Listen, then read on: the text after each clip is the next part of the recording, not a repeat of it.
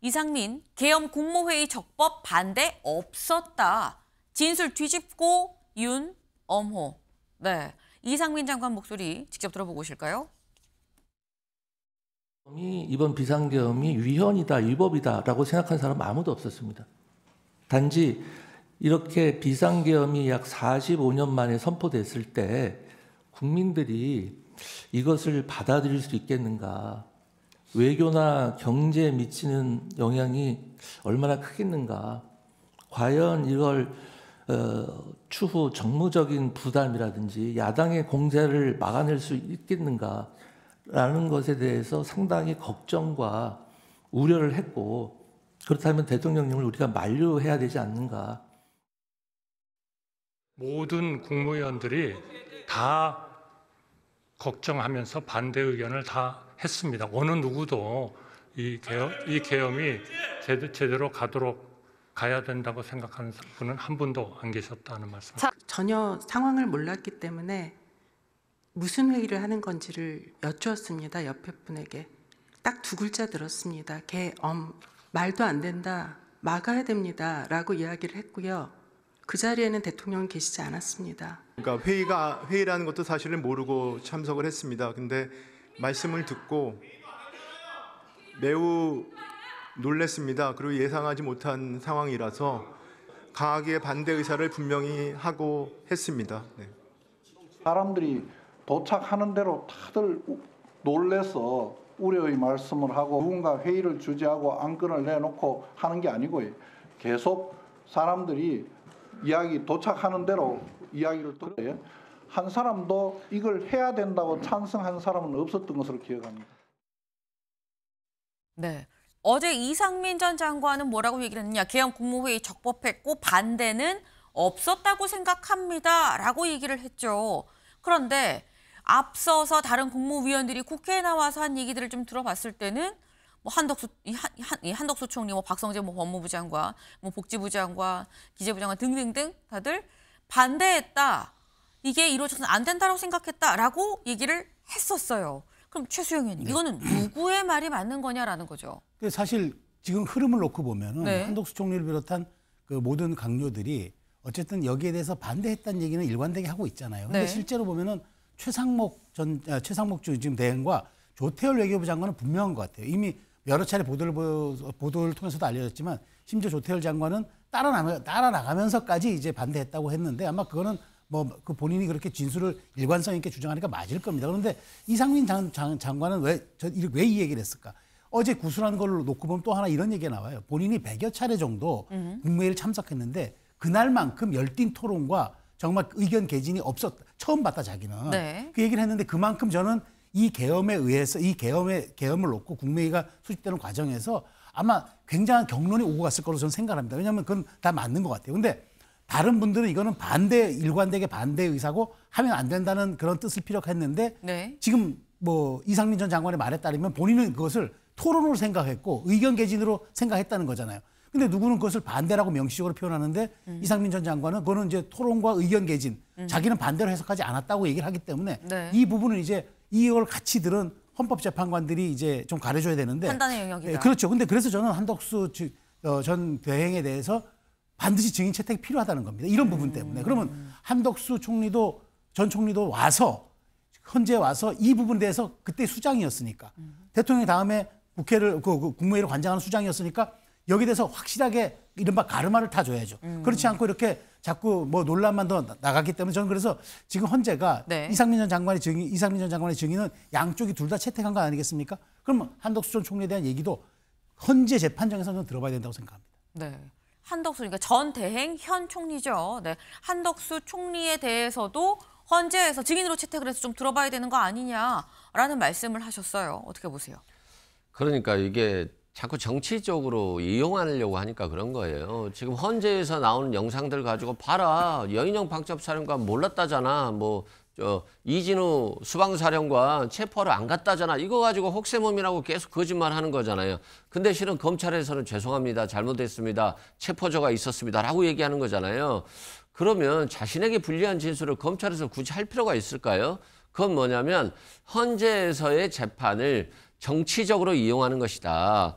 아니 국무회의 부분도 다 반대했다라고 하는데 본인만 반대 안 했다. 남들도 다 반대 안 했다라고 한다면 국무회의의 절차가 적법했다라는 거잖아요. 그리고 대통령은 그러한 적법한 국무회의를 통해서 정당한 계엄을 선포했다라고 하니까 결국 대통령에게 유리한 말을 해준 건데 그러면 우리 최상목 권한대행도 조태열 장관도 한덕수 총리도 다 거짓말했다는 거잖아요. 그래서 이 헌재의 장을 정치적으로 거짓말하는 그리고 선전선동하는 장으로 이용하고 있다는 측면에서는 이상민 장관이 판사 출신으로서 꼭 마무리를 저렇게까지 지어야 되느냐라고 하는 측면에서는 굉장히 화가 나죠. 근데 지금 말씀은 그러니까 결국 이상민 전 장관이 본인의 그리고 윤석열 대통령의 뭐 탄핵 심판 그리고 본인 형사처벌 때문에 지금 전략적으로 거짓말을 하고 있는 거다라는 취지로 지금 말씀을 하신 건데 근데 그렇다고 한다면 이상민 전 장관이 말씀처럼 판사 출신이잖아요. 그러면 이상민 전 장관 입장에서는 다른 본인과 다른 진술들이 쭉 있는 상황에서 내가 이렇게 얘기를 하는 게 실질적으로 나한테 무죄를 받게끔 해줄 것이냐. 윤 대통령의 이 탄핵이 기각이 될 것이냐. 라는 여부에 대해서도 같이 판단을 하고 얘기하는 거 아니겠느냐라는 생각이 또 들거든요. 당연히 그러고요. 예를 들어서 대통령이 단전 단수를 지시했다라고 하면 자신은 지시를 받았잖아요. 네. 그럼 소방청장에게 단전 단수를 지시하는 게 돼버리는 거예요. 그렇기 때문에 지시를 안 받았다는 거고 대통령과 이상민 장관 둘만의 얘기이기 때문에 둘 다 부인해버리면 아무런 증거가 없는 거예요. 그러면 소방청장만 잘 구슬리면 되는 건데 소방청장도 자신이 만약에 그 부하 직원들에게 단전 단수를 지시했다라고 하면 네. 불법이잖아요. 그렇기 때문에 소방청장과 어느 정도 교감이 있을 수 있고 이건 어느 사례에서 볼 수 있느냐면 김용현 전 장관의 변호사가 여인영 방첩사령관과 이진우 수방사령관과 면담을 했다는 거잖아요. 그리고 나서 진술이 바뀌었기 때문에 결국 아까 말했던 누이 좋고 매부 좋고 자신의 형사사건도 좋고 상대방도 좋고 라는 전략이다라고 보시면 될 것 같습니다. 그럼 이렇게 질문을 해볼게요. 그럼 이상민 전 장관이 이게 전략이라고 한다면 이 전략은 효과가 있다고 보십니까? 무죄가 나올 수 있다? 대통령이 지시가 없었다는 부분은 효과가 있죠. 일단 많은 국민들에게 그걸 설파할 수 있기 때문에. 그러나 소방청장이 끝까지 진실을 말한다고 한다면 효과는 없죠. 다만 이제 내란죄에 있어서 이상민 장관이 얼마나 중요 임무 종사자가 될 정도로 관여한 것이냐. 여기에 대한 법리 다툼은 있을 수 있을 것 같습니다. 네. 지금 이게 결국은 헌법재판관들이 어떻게 판단을 할 것이냐 여부가 가장 중요한 거예요. 지금 많은 진술들 그리고 뭐 검찰 조사도 받아본다고 했으니까 받아봐서 종합적으로 어떻게 판단을 내리느냐가 좀 중요해 보입니다. 근데 어제 이상민 전 장관만 증인으로 나온 게 아니죠. 누가 나왔느냐? 신원식 안보실장도 나왔습니다. 안보실장 기사 다시 이 다음 거 볼까요? 신원식 작년 3월에 윤 대통령 비상조치 말 안 하게 김용현한테 잘 모시라고 내가 얘기를 했다라는 얘기를 했습니다. 이게 무슨 얘기인지 직접 들어보시죠. 증인은 2024년 3월 말에서 4월 초순경 삼청동 안가에서 윤석열 대통령이 마련한 만찬에 김용현 당시 경호처장, 조태영 국정원장, 여인영 방첩사령관과 함께 참석한 사실이 있으시죠? 네. 정상적인 정치 상황으로 가기 굉장히 어려워졌다 언급하면서 비상한 조치를 해야 하지 않겠느냐라고 발언하였죠. 네, 정확한 워딩은 기억나지 않은데 그런 취지의 말씀이 있었던 것으로 기억합니다. 예. 혹시 다른 분들한테도 그런 말씀을 하시면 괜한 오해가 될 수 있겠다 싶어서 그 두 사람에게 특히 이제 대통령을 건집해서 모시는 김용현 그 경호처장에게 좀 유익 있게 그렇게 대통령 잘 모셔라. 네. 신원식 실장 얘기는 그런 겁니다. 사실 지난 3월에 같이 안가에서 만찬을 한 적이 있었는데 그때 누가 있었느냐? 윤 대통령, 김용현 전 장관, 조태용 실장 그리고 이 여인영 전 사령관 등등이 있었다. 그런데 여기에 대해서 이 자리에서 윤 대통령이 비상조치라는 이런 얘기를 하길래 그래서 내가 이거 혹시 다른 사람들한테 이런 얘기하면 오해할 수 있으니까 김용현 당시 경호처장한테 대통령을 좀 잘 모시라고 얘기를 했다라는 거예요. 최수영 위원님. 근데 이 얘기는 신원식 당시 국방장관이었죠. 신원식 국방장관이 김용현 당시 처장한테 대통령이 비상조치라는 말을 다른 사람한테 쓰지 않도록 잘 좀 모셔라, 옆에서 잘 모셔라 라고 얘기를 했다라는 게 지금에 와서 보면은 윤 대통령과 김용현 전 장관이 가장 계엄에 대해서 가장 많은 의견을 나눈 사람으로 되어 있는데 신원식 실장이 당시에 국방장관으로 뭘 느꼈던 거 아니겠느냐라는 생각이 드는 포인트인 거거든요. 뭐 그거는 많은 사람들이 공감할 것 같아요. 그러니까 네.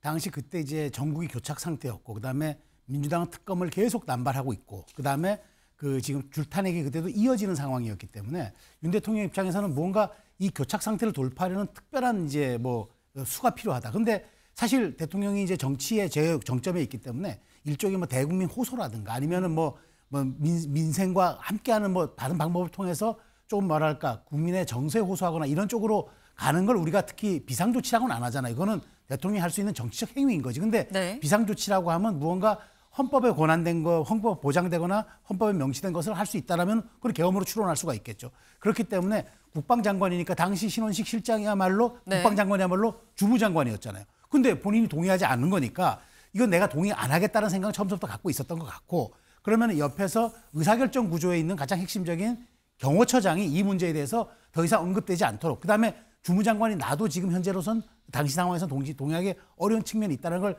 애둘러 얘기한 거죠. 그렇기 때문에 더 이상 나가면 안 된다고 했는데 결국은 네. 그게 국방장관이 이어받은 김용현 전 장관에 의해서 이게 시행된 거니까 그런 측면에서 본인의 뭐 책임성에 대한 그것이 아니라 아마 그때부터 대통령이 막힌 교착 상태를 푸는 전국 타파의 방식으로 생각했던 것이 아닌가라는 그 심증은 좀 갖게 합니다. 네.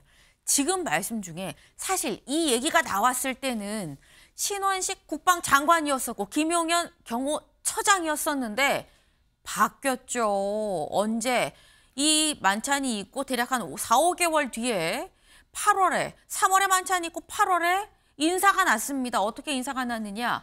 당시 경호처장이었던 김용현 전 처장은 국방부 장관으로 갔고요. 장관이었던 신원식 이 실장은 지금 말하는 국가안보실장이 됐다. 실장에 있었던 장호진 당시 실장은 없던 자리를 만들어서 외교안보 특별보좌관으로 갔어요.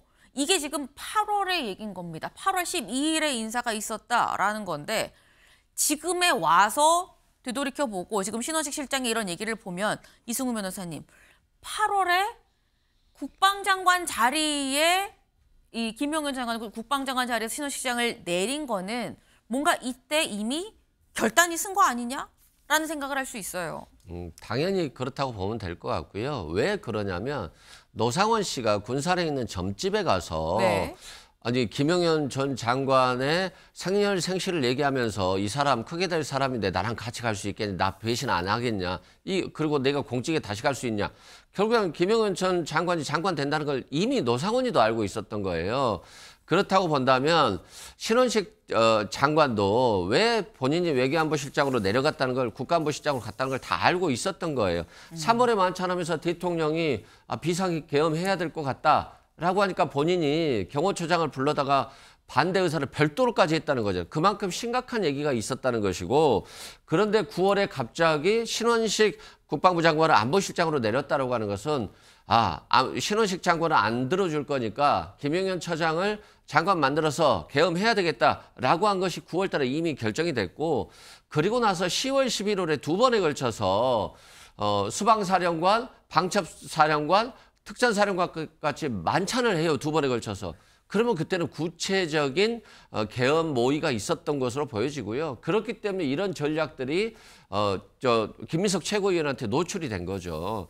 그래서 오랫동안 불법 위법의 계엄을 하려고 한 것이기 때문에 그 죄책이 훨씬 더 높아진다라고 보면 될 것 같습니다. 네. 그러니까 지금 계엄이 만약에 위법이고 불법이라는 결론이 난다고 한다면 계엄을 생각한 시점, 결심한 시점이 언제인가도 상당히 좀 중요할 수 있다. 형량에 따라서 중요할 수 있다라는 좀 그런 말씀을 하셨어요. 하지만 이 부분에 대해서 그래서 헌재에서 지금 들여다보고 있는 거다라는 생각이 좀 듭니다. 근데 지금은 이 어제 있었던 7차 변론, 항상 변론은 윤 대통령이 지금 직접 나오고 있죠. 그리고 직접 나와서 본인이 직접 증인 신문은 허용하지 않고 있지만 헌재에서 마지막 발언 기회를 줍니다. 근데 이 발언 기회에서 누구랑 이른바 설전 아닌 설전이 좀 붙었다 그래요. 직접 보고 오실까요? 제가 취임하기 전부터도 민주당과 야권에서는 선제 탄핵을 주장하면서 제가 이 계엄을 선포하기 전까지 무려 178회를 퇴진과 탄핵 요구를 했고요. 제가 국회 예산안 기조연설을 하러 가면 아무리 미워도 그래도 얘기 듣고 박수 한번 쳐주는 것이 대화와 타협의 기본인데, 근데 전부 고개를 돌리고 있고 제가 끝나고 악수를 하니까 전부 거부하면서 이 문명 국가에서 볼 수 없는 이런 줄탄핵이라고 하는 것은 이거는 대단히 악의적인 거고, 이 탄핵과 예산과 특검은 엄연한 대한민국 국가에서 헌법적으로 법률적으로 보장하고 있는 국회의 권한입니다. 비상계엄의 선포와 그에 따르는 후속 조치도 엄연히 헌법상 대통령의 권한이라는 점을 말씀드립니다. 네, 윤 대통령의 마지막 발언, 정청래 의원이 이 소추 단장으로 가서 또 직접 받아치면서 설전 아닌 설전이 빚어졌다라는 거죠. 지금 7차 변론인데 이제 예정된 변론이 이제 13일까지입니다. 앞으로의 이 변론을 보면서 재판관들이 어떤 판단을 내릴까 주목이 되네요. 저희가 준비한 소식 오늘 여기까지입니다. 오늘도 좋은 하루 보내세요.